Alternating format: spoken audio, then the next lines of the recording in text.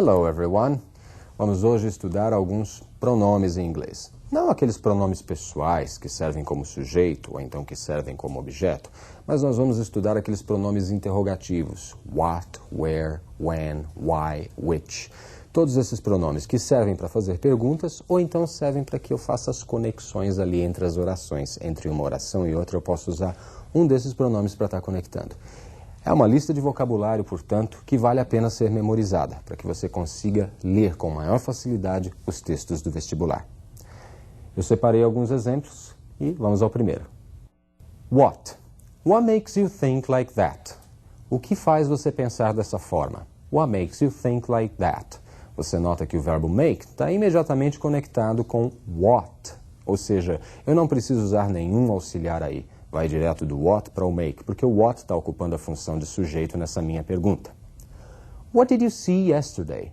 What did you see? Aí eu tenho o sujeito you, o auxiliar did na frente dele, e o see sendo usado no infinitivo, mas a minha frase é passado.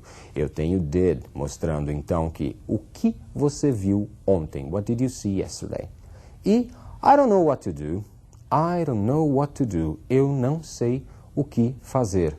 Aí o what não está funcionando como pergunta, tá? Ele está funcionando como uma conexão entre duas partes da minha frase. I don't know, a primeira parte, e what to do, a segunda.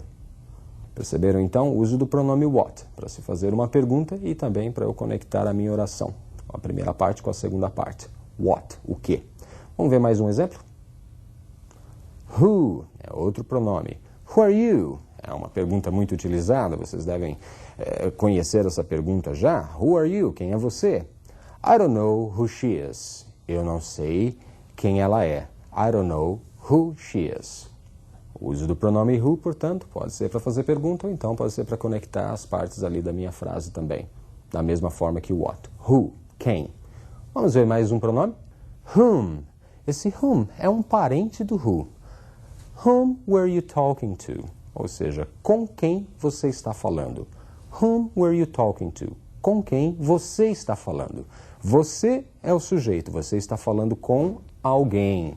Whom é esse alguém. Ele funciona como objeto, perfeito? Então o who é o sujeito, agora o whom ele funciona como objeto da frase. I don't remember whom she was talking to. Eu não me lembro com quem ela estava falando. I don't remember whom she was talking to. Então, o whom aí conectando uma frase à outra e funcionando também como objeto, objeto do verbo talking to. The man whom I was talking to is my boss. Eu posso refazer essa frase usando that. The man that I was talking to is my boss. O homem com quem eu estava falando é meu chefe. Ou ainda, eu posso refazer essa frase sem nenhum dos dois e dizer The man I was talking to is my boss. É possível, então, omitir-se o pronome relativo. Ele está sendo ali usado para estabelecer a relação entre as duas orações, entre as duas frases, e em inglês eu posso retirá-lo. Não o tempo todo, mas em alguns momentos. Cuidado quando você estiver lendo. Às vezes você sente a necessidade de um that, de um who, de um pronome relativo. Quando sentir essa necessidade, pode crer.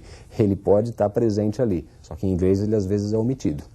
Vamos ver mais um exemplo? Which movie do you want to see? Star Wars or Independence Day? Então, qual filme você quer ver? Guerra nas Estrelas ou Independence Day, o Dia da Independência? Which é qual? Ele me dá a opção, né, entre um ou outro, entre um número limitado de escolhas, entre um número limitado de opções, no caso aí Guerra nas Estrelas e Independence Day. Qual o filme que você quer ver?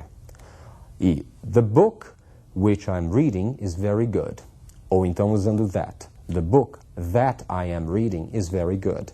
Ou sem usar nenhum dos dois. The book I am reading is very good. Nos três casos eu vou entender. O livro que eu estou lendo é muito bom. Então eu posso utilizar o which, o that ou o who como pronome relativo para conectar sentenças. Porém, ele pode também, por vezes, ser omitido. Então, essas omissões é que a gente tem que tomar cuidado quando estiver lendo um texto, perfeito? Mais um pronome, vamos lá. Why? Por quê? Why are you so nervous? Olha o sujeito you. Are you? Você está. Por que você está tão nervoso? I don't understand why you are so nervous. eu não compreendo, eu não entendo por que você está tão nervoso. O pronome why serve também para fazer perguntas ou para eu conectar duas partes de uma oração. Mais um pronome, olha lá. When, quando. When were you born? Né? Quando você nasceu? I don't remember when she was born. Eu não me lembro quando ela nasceu. Então, when quer dizer quando, e ele serve ali para fazer a pergunta. When were you? Que está no passado, invertendo-se o verbo e o sujeito. E na frase seguinte, I don't remember when she was born, notem que não é uma pergunta. Então, ao invés de was she, eu tenho she was. Então, cuidado também com a utilização dos pronomes, esses que nós estamos vendo, os interrogativos, porque se ele está numa pergunta, você segue a construção da pergunta, invertendo o verbo, usando o auxiliar na frente do sujeito. Agora, se ele está no meio de uma oração, fazendo uma conexão e não uma pergunta, então a gente segue a ordem afirmativa. Verbo depois do sujeito, sem o auxiliar do does ou did, quando ele não for necessário, obviamente. Vamos ver mais um exemplo? Where é outro pronome. Where is your sister? Onde está a sua irmã? I don't know where my sister is. Eu não sei onde minha irmã está. São Paulo is the city where I was born. Então, São Paulo é a cidade onde eu nasci in 1970, em 1970. Então, na pergunta, where is your sister? Eu tenho a inversão is na frente de your sister, que é o sujeito, portanto, é uma pergunta. I don't know where my sister is. Eu não sei onde minha irmã está. O verbo vai passar para depois do sujeito, porque não é mais uma pergunta. E São Paulo is the city where I was born. São Paulo é a cidade onde eu nasci in 1970, em 1970. Então percebem que o uso dessas palavras ele não se limita somente às perguntas, ela vai aparecer em todo momento no texto um pronome desses, tá ok? Então prestem atenção. É pergunta ou não é pergunta? Ou eu estou estabelecendo uma relação entre duas partes ali de um período? Vamos ver mais um exemplo? Whose, de quem, ou cujo, cuja. Vamos ver como funciona nas frases. Whose car is this? De quem é este carro? Whose car is this? De quem é este carro? Can you tell me whose car this is? Can you tell me whose car this is? Você pode me dizer, você pode me contar de quem é este carro? Notem ali que na pergunta eu tenho is this? Whose car is this? Invertido, não sujeito com o verbo. E nessa outra, a pergunta é a primeira parte. Can you tell me? A segunda segue na ordem afirmativa. A segunda parte segue na ordem afirmativa. Whose car this is? The teacher met the students whose grades are very low. Então, o professor encontrou-se, conheceu os alunos cujas notas estão muito baixas. Então, nesse terceiro exemplo, você tem o whose funcionando como cujas notas estavam ou estão muito baixas. Agora nós vamos dar uma olhadinha num pronome especial, o how. How, que sozinho quer dizer como. Mas eu posso combinar o how com adjetivos, e aí eu vou ter sentidos a mais. Observem então o uso do pronome how. How did you do this? Como você fez isso? Did you do? Você tem o did como auxiliar, you sujeito, you do novamente sendo usado como verbo, o verbo fazer. How did you do this? I don't understand how you did this. I don't understand how you did this. Eu não entendo como você fez isso. I don't understand how you did this. E notem que aí eu estou usando did como verbo. You did. Você fez. Como você fez isso. Então, funcionando sozinho, o how quer dizer como. E pode servir também para fazer as minhas perguntas ou então pode servir também para fazer as conexões entre as orações. Agora vamos observar o how mais os adjetivos. Olha lá. How old are you? How old? Quantos anos? How old are you? Quantos anos você tem? How far is Rio from São Paulo? How, como? Far, longe. How far, qual a distância? Qual a distância entre o Rio e São Paulo? How deep is the Pacific?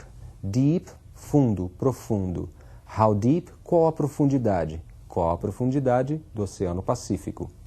How long is that street? How, como? Long, longo. Então, qual o comprimento? Qual o comprimento desta rua? How long does it take to go to Europe? How long também quer dizer quanto tempo. Então, eu posso estar perguntando qual o comprimento ou quanto tempo.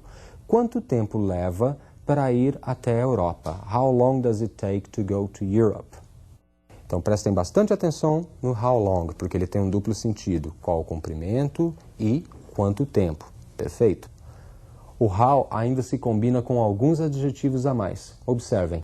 How wide is this room? How como? Wide, largo. How wide is this room? Qual a largura desta sala? How much did you pay for the car? How, como? Much, muito. How much? Quanto? Quanto você pagou pelo carro? How many people are coming? How many? Many, muitos. How many? Quantos? Ou quantas? Quantas pessoas estão vindo? How often do you travel? How, como? Often, frequentemente. Com que frequência você viaja? Percebeu que o how pode ser combinado com várias outras palavras e ele assume sentidos diferentes, mas sempre com a ideia de algum quantitativo, não é isso? Vamos agora acompanhar uma historinha onde aparecem alguns desses pronomes? Olhe lá. The man that you just examined walked out the office, had a heart attack and dropped dead in the hall. What should I do?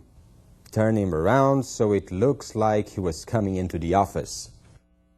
Percebeu a historinha? Vamos traduzir? The man that you just examined walked out the office, had a heart attack and dropped dead in the hall. What should I do?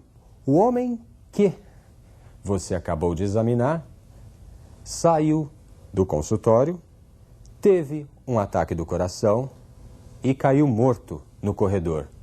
O que eu devo fazer? Turn him around, vire-o, so it looks like he was coming into the office. Vire-o de modo que pareça que ele estava entrando no consultório. Legal, pessoal. Foi uma piadinha para vocês perceberem ali o uso de alguns pronomes a mais, para que vocês tenham mais vocabulário e mais conhecimento para estar enfrentando o vestibular, não é isso? Na aula que vem tem mais. Um abraço. Bye, bye.